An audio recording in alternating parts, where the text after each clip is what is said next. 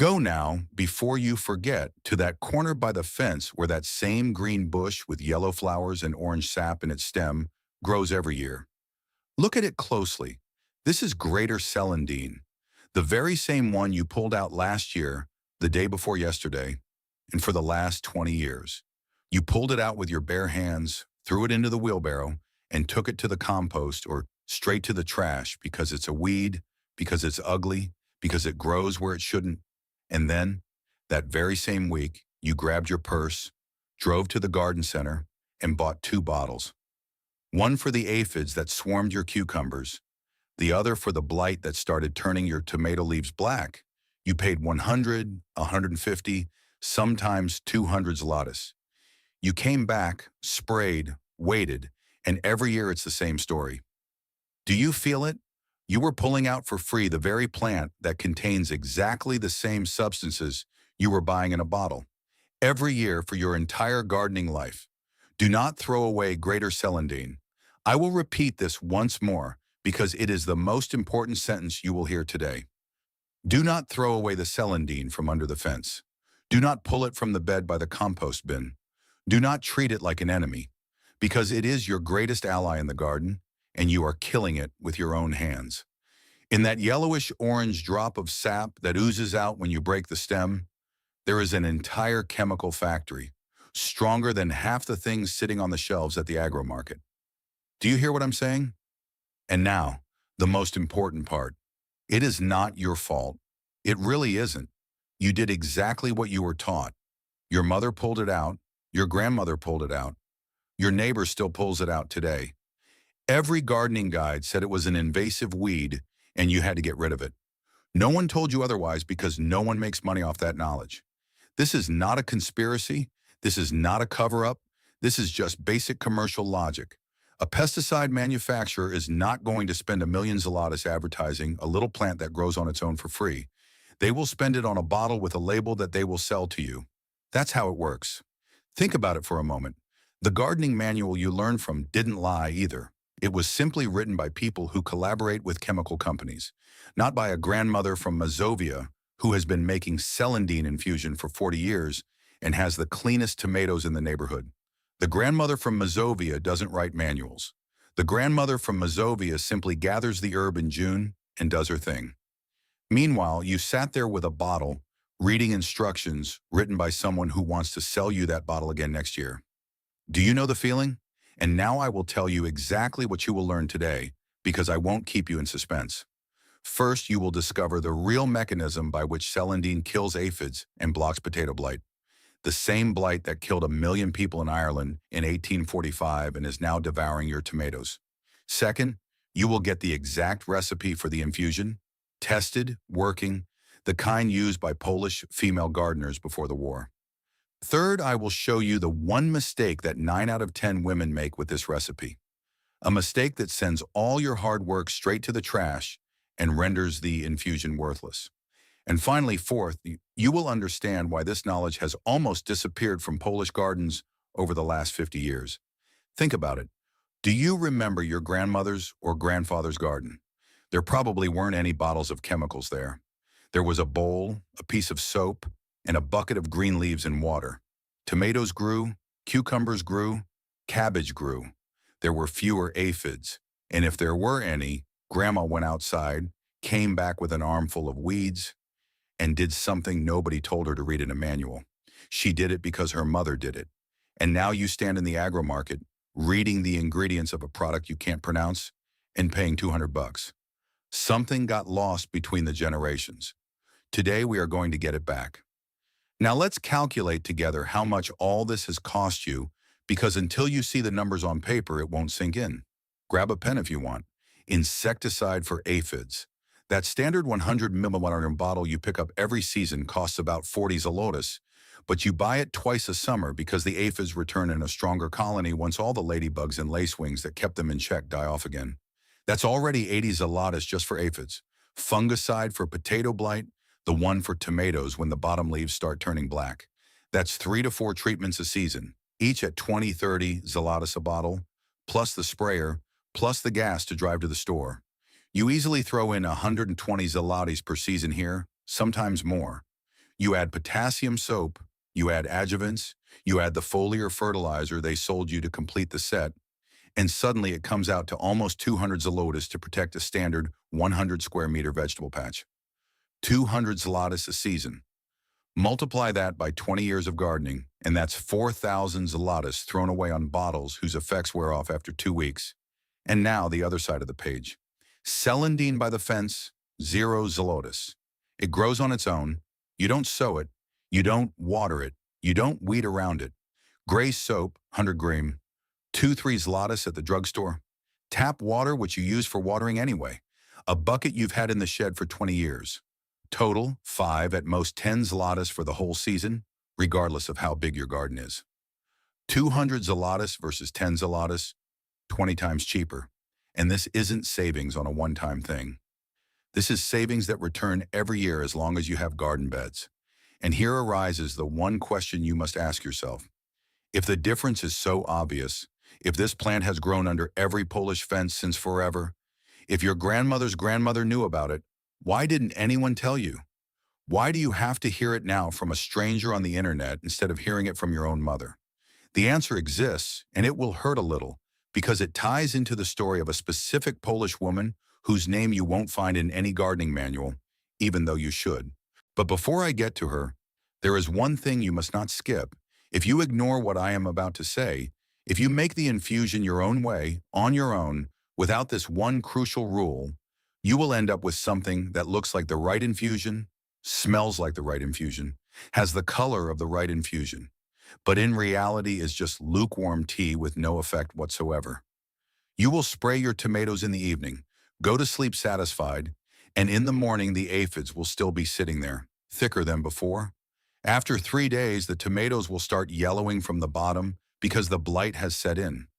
You will think it's all nonsense, that celandine doesn't work, that people lie on the internet, and you will go back for the 150 zloty bottle.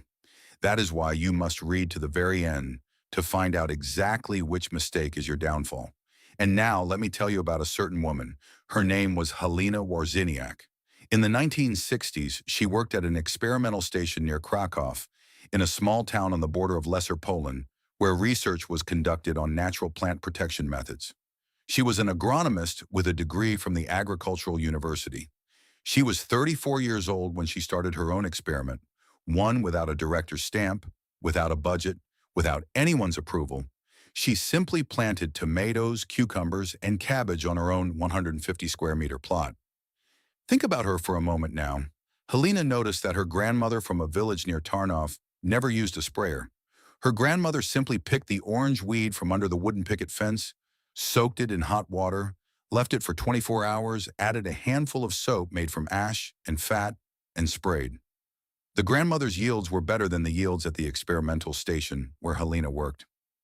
That struck her. She decided to find out why.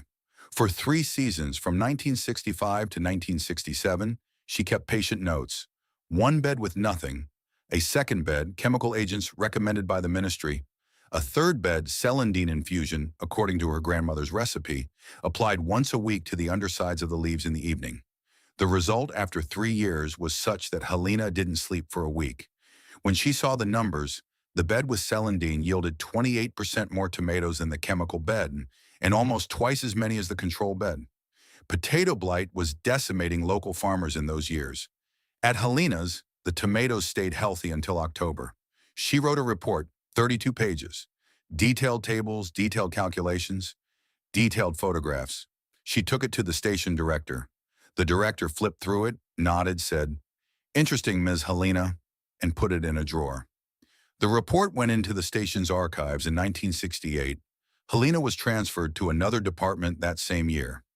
Someone decided that research on wheat varieties was more important than her weed from under the fence. For 20 years, no one opened that folder. Helena worked in wheat until her retirement. She died in 1994. She never published what she discovered. Leave a heart for Helena Warziniak. She deserves it. And the most interesting part is that this wasn't just a Polish story. At the same time in the 1970s, in the German Democratic Republic, a group of botanists near Dresden conducted similar observations on greater celandine and came to almost identical conclusions. Their work also disappeared into the archives. Nobody read it either. Two countries, two women, the same plant, the same forgotten effect. It's not a conspiracy. It's simply the logic of a world where someone has to pay for knowledge to circulate, and no one will pay for celandine because it cannot be patented. And now I will show you what happens inside this plant that you cannot see with the naked eye. Your garden is not a peaceful picture from a calendar. Your garden is a battlefield where 1,000 little wars are fought every minute, and you are just an observer. An aphid sits on a cucumber, sucks the sap, and multiplies 20 times every 10 days. A potato blight spore flies through the air. It waits for a drop of water to land on a tomato leaf. All of this happens in your garden every day while you drink coffee on the porch. Do you feel it? And now for the most interesting part. When you break a celandine stem and that orange drop oozes out, inside sits a microscopic, chemical, ruthless army. The first substance, which we will tentatively call the aphid poison, enters the insect's body through the leaf the aphid feeds on. It reaches the aphid's nervous system and blocks one specific enzyme, a little molecular switch that normally turns off the signal between the nerve and the muscle. Imagine an electrical outlet that no longer has an off button. The signal just keeps flowing. The aphid's muscle contracts and cannot relax. The aphid suffers a kind of continuous spasm, paralysis, and dies within a few dozen hours. This is exactly the same mechanism used by the newest synthetic organophosphate insecticides, except your chemical bottle costs 40 zlotys and celandine costs 0. The second substance, the antifungal one, works completely differently, and this is even more fascinating. Potato blight is not an ordinary fungus. It is an organism more closely related to marine algae than to a mushroom. Its cells have a thin membrane, like a balloon inflated from the inside. The substance from celandine tears this membrane, piercing it like a needle popping a balloon. The entire contents of the cell leak out. The pressure drops, and the blight organism dies before it can infect your tomato. Do you remember what happened in Ireland in 1845? 1 million people starved to death because no one back then knew how to stop this little monster. That same monster is coming for your tomatoes today, and you have a free weapon by the fence, and you aren't using it. The third thing no one told you: mulch. If you lay chopped celandine biomass around your tomatoes in a layer 5 to 7 cm thick, you are doing two things at once.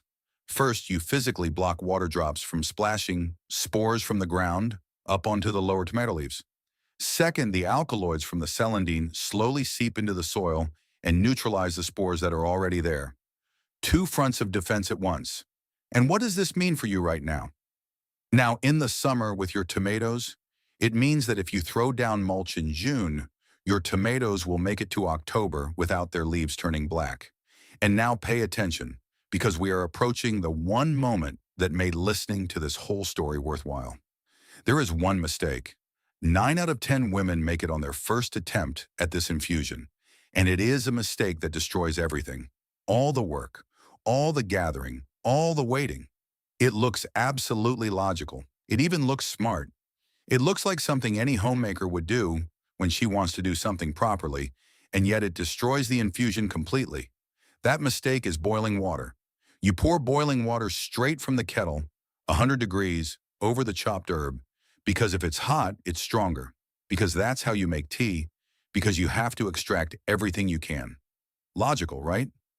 Mom poured boiling water over dried herbs. Grandma made chamomile that way. Your friend makes lemon balm that way. And here lies the trap, because celandine is not chamomile. The alkaloids, those substances that were supposed to kill the aphids and stop the blight, are sensitive to temperature. Above 60 degrees, they start to break down, and at 100 degrees, after 15 minutes, half of them are gone. After 24 hours of soaking in boiling water, you are left with an infusion that smells, has color, and looks professional, but is empty. It is a chemical corpse. You brewed the celandine to death. That is why the correct temperature is 75 to 80 degrees, meaning water that has been boiled and then taken off the burner for 5 to 7 minutes to cool down a bit, or boiling water poured into a bucket half filled with cold water and then a little more cold water is added to balance it out. Without a thermometer, you can tell by touch. You can stick your finger in for a second. It is very hot, but it doesn't burn immediately. That is the temperature, and that is the entire difference between an infusion that kills aphids in 2 days and an infusion that does nothing, even though it looked professional. 5 days after spraying, you will see the difference. Either the aphids are decimated and the ladybugs are starting to return, or they are sitting thicker than before, and you think it's all nonsense. Tell me in the comments if you used boiling water like this. Tell the truth. State your region: Mazovia, Lesser Poland, Subcarpathia, Pomerania. We'll see if there's a pattern, because I suspect this is the most common mistake in all of Poland, and no one talks about it out loud. And now the protocol. Write it down, print it out, hang it on the fridge, because tomorrow morning you will go out to the garden and start doing it right. 5 steps, not one more. Step 1. Harvesting. You go get the celandine in May or June when the plant is blooming with yellow flowers. That is when the concentration of active substances is highest. Always, and I stress this, always wear thick rubber gloves, because the orange sap stains the skin yellow-brown and causes a burning sensation in sensitive individuals. You cut it with a knife near the ground, stem with leaves and flowers into the bucket. You need 1/3 of a 10-liter bucket, which is roughly 3 to 4 kilograms of fresh herb. Step 2. The infusion. You chop the herb with a knife on a small board into pieces about 2 fingers long. The finer, the better, because the substances will come out more easily. You pour the chopped herb into the bucket, boil water, let it sit for 5 to 7 minutes so it drops to 75 to 80 degrees. Not boiling water, I will repeat this once more. Not boiling water. You fill it to the top, cover it with a lid or a board. You leave it for 24 hours in the shade, preferably in a shed or a basement. Step 3. Preparing the solution. After 24 hours, you strain it through gauze or an old bed sheet into a second bucket. What is left goes to the compost or straight under the tomatoes as mulch. You dilute the liquid in a 1:3 ratio, 1 liter of infusion plus 3 liters of cold water. Into 10 liters of the ready solution, you pour 100 grams of grated gray soap. You stir with a wooden spoon until the soap dissolves. The soap is the glue that will make the infusion stick to the leaf and not wash off after the first rain. Step 4.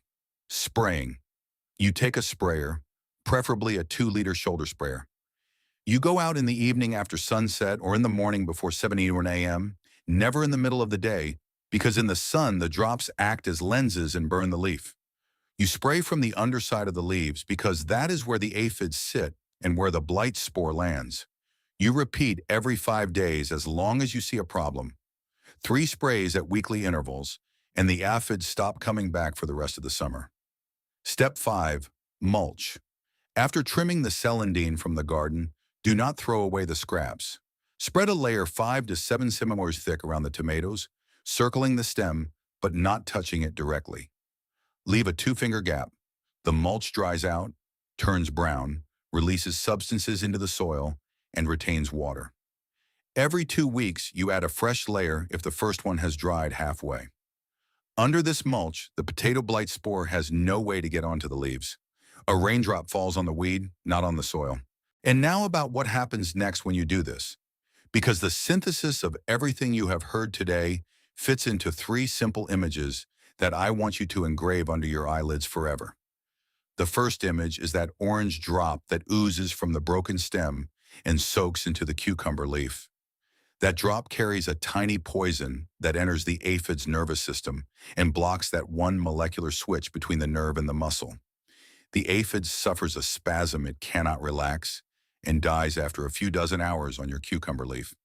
For you, this means that the bottle of chemical insecticide for 40 zlotys becomes unnecessary starting tomorrow.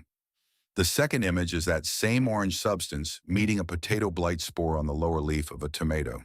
It pierces its thin membrane like a needle popping an inflated balloon, and the cell's contents leak out, killing the spore before it can drive its mycelium into the leaf tissue. For you, this means that the 3 bottles of fungicide at 30 zlotys each that you bought every summer can also be put back on the shelf and forgotten. The third image. It is that thick layer of chopped weeds spread around the tomato stem. Those 5 to 7 centimeters of brown biomass that work on 2 fronts simultaneously. From above, it takes the impact of raindrops and prevents spores from splashing from the soil onto the lower leaves. And from below, it slowly releases alkaloids into the ground, neutralizing the spores that were already waiting there. For you, this means that a bag of pine bark for 50 zalotes and 2 soil treatments also drop off your shopping list. Do the math in your head now. Insecticide, fungicide, store-bought mulch. Foliar fertilizer to complete the set. Altogether almost 200 zlotys a season, sometimes more. On the celandine side, gray soap for 3 zlotys and tap water. This is not a one-time saving. This is a saving that returns to your wallet every year as long as you have garden beds by your house. 30 years of gardening times 200 zlotys is 6,000 zlotys in bottles that dried up after 2 weeks. And remember this one thing that most people will never learn. 9 out of 10 women pour boiling water over celandine and kill their own work before they even step out of the kitchen into the garden. You already know that the temperature is 75 degrees, not 100. This is not general knowledge from the internet, dear neighbor. This is your personal advantage over the whole street. And now imagine 2 gardens on the first Sunday of October. The first garden is the neighbor's garden, who took the old path. The lower tomato leaves are black, the upper ones yellowed. Fruits with brown spots are falling to the ground. The cucumbers have been done for a long time, and her wallet is empty after 3 trips to the agro market. The second garden is your garden, if you do what I told you today. Tomatoes still green on top, red in the middle, lower leaves healthy, cucumbers still bearing fruit. The ladybugs have returned. Lace wings circle between the beds in the evening, and your wallet is the same as it was in May. Which garden do you choose? This is not a rhetorical question. This is a question for you today, right now. Option A is the old path, the one with bottles for 200 zlotys every season and black tomatoes in August. Option B is the celandine from under the fence, 10 zlotys for the whole summer and healthy tomatoes until October. Write one letter, A or B, in the comments and say out loud why. Not for me, for yourself.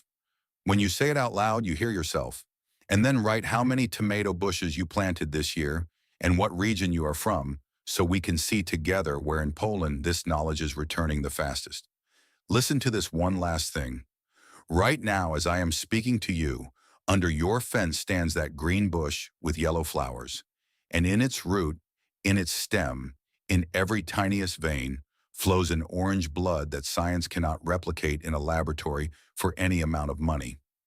This plant doesn't know it's a weed because no one told it so. It has simply been doing its job for 1,000 years, patiently, without advertising, without a label. Without a price tag, it has been waiting for you under that picket fence for 20 seasons. When you bend down tomorrow morning and cut it with a knife instead of pulling it out and throwing it away, you are doing something more than just making an aphid infusion. You are giving this plant back its true purpose, the one for which it grew in your garden and not 100 meters away. You are returning to the path of your grandmother, your great-grandmother, of that Halina Warziniak from near Krakow, whose folder lay in the archives for 20 years waiting for someone to come back for it. You are returning to the garden that existed before someone sold you your first bottle. Strength is not in a plastic bottle with a trilingual label you cannot read. Strength is not in a receipt from the garden center. Strength is in understanding why an orange drop blocks an Aphids enzyme and an alkaloid tears apart the membrane of potato blight. Knowledge that no one will take away from you as long as you have eyes to see and hands to gather. This is yours forever. Go out tomorrow at dawn, even before your neighbor gets up, and look at that bush differently than you did yesterday. Go deep, everything is there. If this story has changed the way you look at the forgotten gifts of nature in your garden, be sure to subscribe to our channel and leave a thumbs up. Together we are uncovering history and knowledge that they tried to hide from us. Together we are sowing a better future. We will uncover another of nature's treasures for you very soon.